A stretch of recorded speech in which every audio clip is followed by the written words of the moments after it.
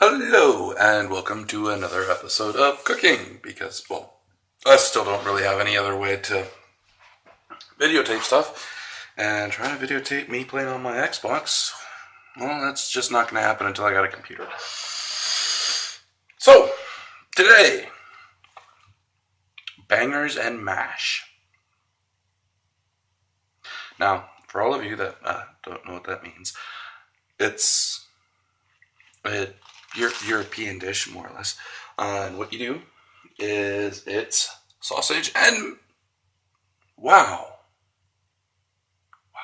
it's mashed potatoes and sausage. I don't know why they call them bangers, but that's not for me to do anything about.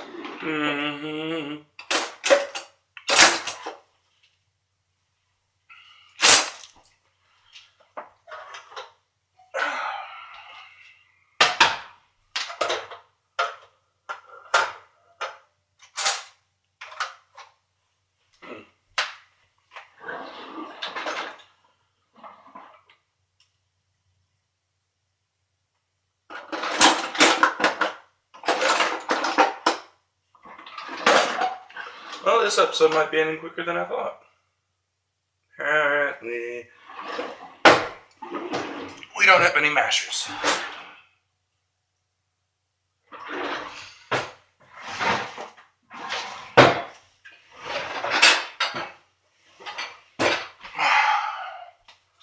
Could have sworn I've seen one there. Oh, I have nothing to do without it. So, grab a cooking implement.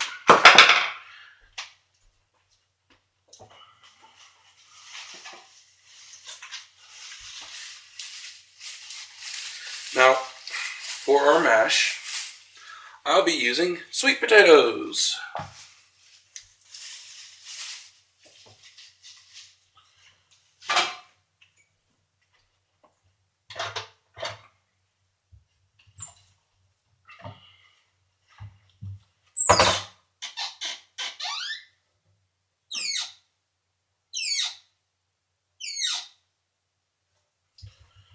I could have sworn I had one. Also, the knife that I usually use is missing. In fact, all the really good knives that I usually use are missing. Here's one, but that's not going to do it for the mashed taters. This is highly unusual, and I don't like it.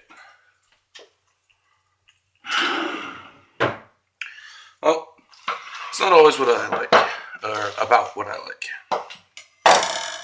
So, where is it? It's up here. First thing I'm going to do is I'm going to start the bangers. So, I do my bangers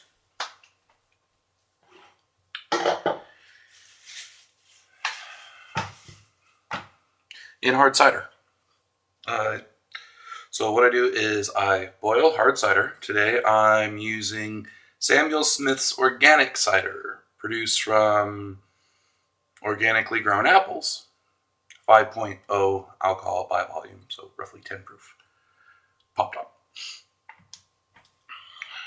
So, first things first is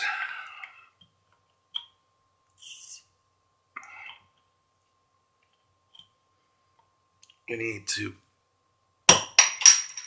open our cider and bring it to a boil.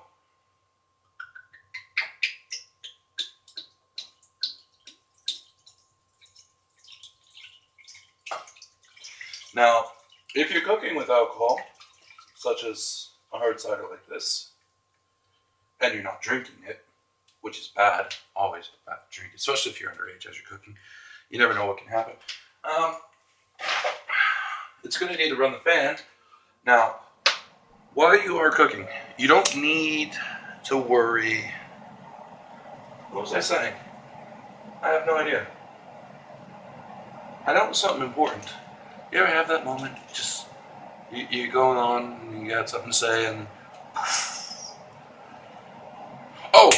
You don't need to worry about the alcohol staying in the food as the heat cooks it off. We're just doing this for a little bit of flavoring in our sausages once we add them. Now, before I actually... Oh, no, I'm going to turn that on here in just a moment. Don't worry, folks. I'm not a professional.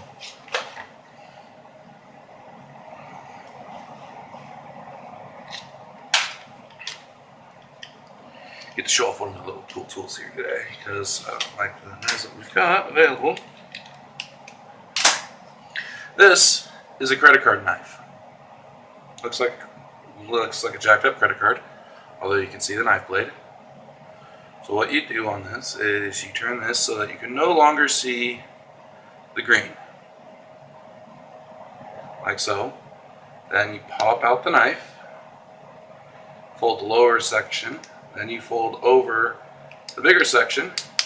On the back, they will line up. On the front, pushes through, and now you have a knife. I should probably put a fresh edge on it.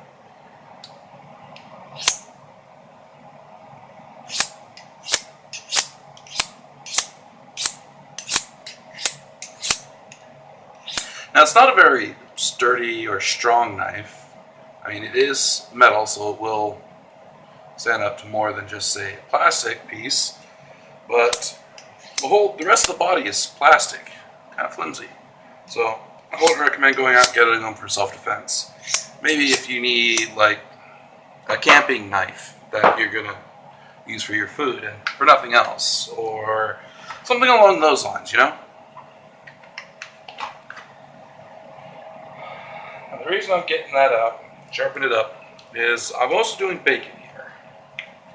Now, I'm doing bacon for my mash, but I figure that I'm going to have to use the skillet for my sausages later.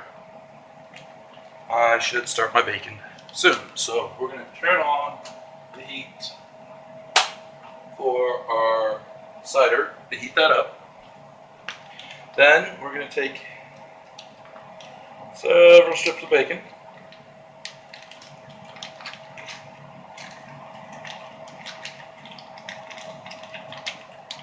Like I said, several strips of bacon.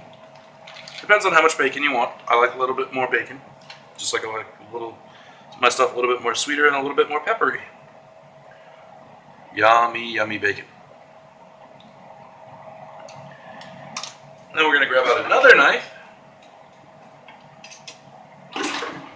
And we're going to cut the bacon into squares.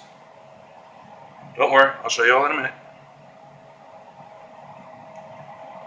Today's snack food is the tuna salad that I made the other day in a sandwich form, which I'll also show you in a minute.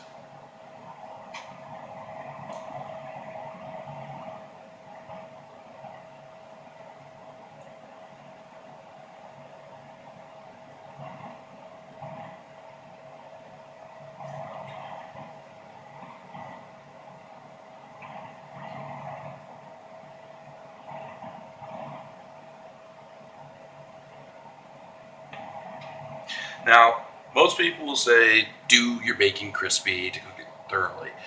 You don't need to do it crispy or blackened, almost like my mom does, to make sure it's cooked thoroughly. You just need to make sure it's cooked thoroughly.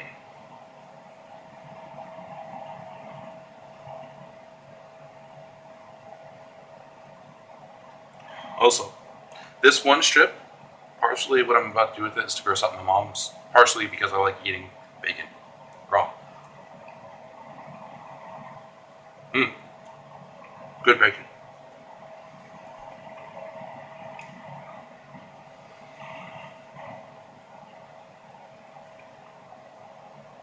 Now, yes, you could possibly get sick doing this if the bacon hasn't been kept cold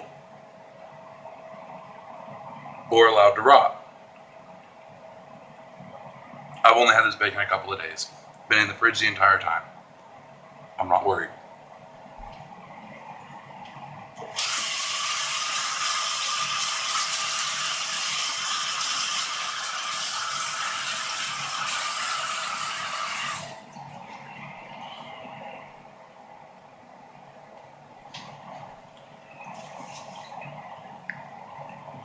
Okay, so now this is what our bacon looks like right now. A bunch of chunks that I'm going to have to split apart here. We're going to turn on our frying pan, heat it up a little bit.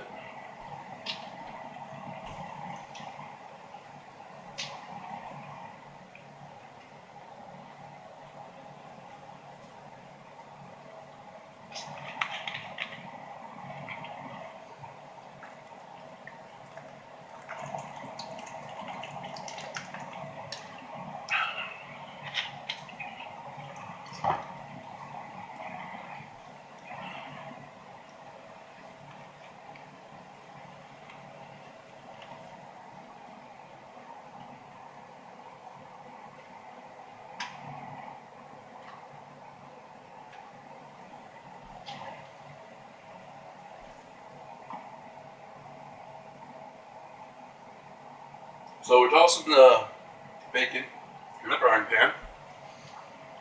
Now this recipe is one of the few times I realized that I will cook and do prep work at the same time. Mainly because it needs to be done. Some of this stuff gets done so fast that it doesn't all get done at the same time if you don't do it right.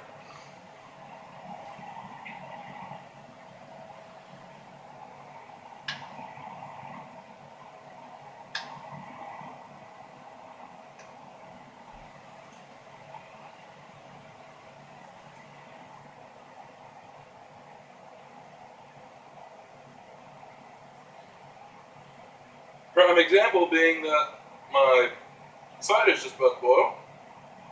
So I'm going to have to take that off here in just a moment.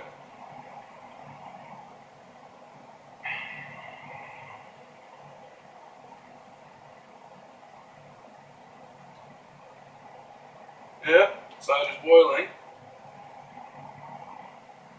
Now, you'll notice I haven't added the sausages to the cider yet, and that's because to cook it properly, you need to bring the alcohol or whatever you're doing the cider in to a boil, or cider in. You're doing your sausages in to a boil, and then you take the fluid, in my case the hard cider, off the heat and add your sausages and let them soak roughly about 25-30 minutes or so.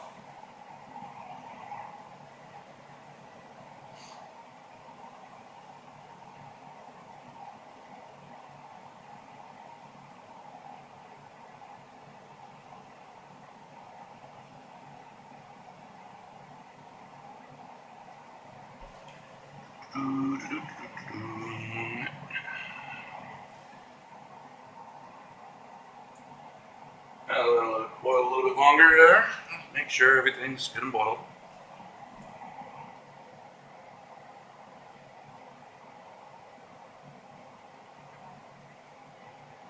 Now, I cook my bacon at a medium heat. This allows it to cook thoroughly, but still retain that juicy chewiness that I like in my bacon.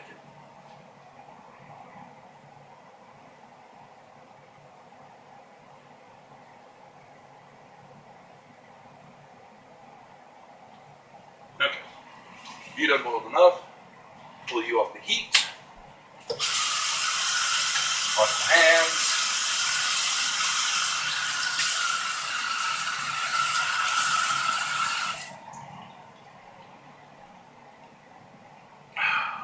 Now the reason I'll eat raw bacon, but I won't touch stuff with raw bacon on my hands is because if you let it sit, the raw bacon grease and stuff that gets on your hands, it could then grow contaminated and then you can get sick from it. So, opening up the sausages.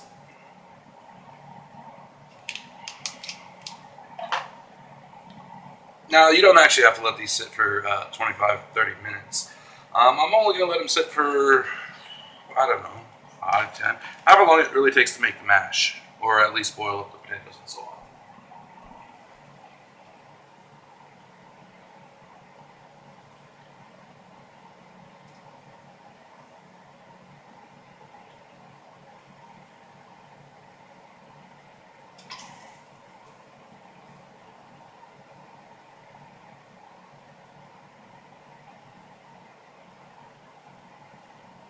There we go.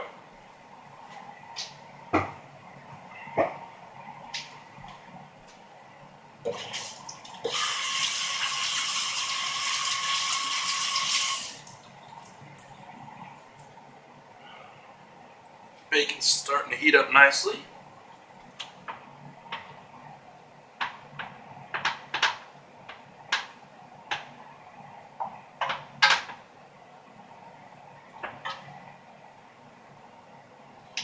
Now normally I don't peel stuff. I realize I probably should have done this sooner, but I am going to be peeling the potatoes.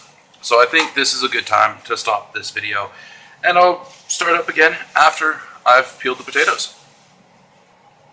See you guys soon.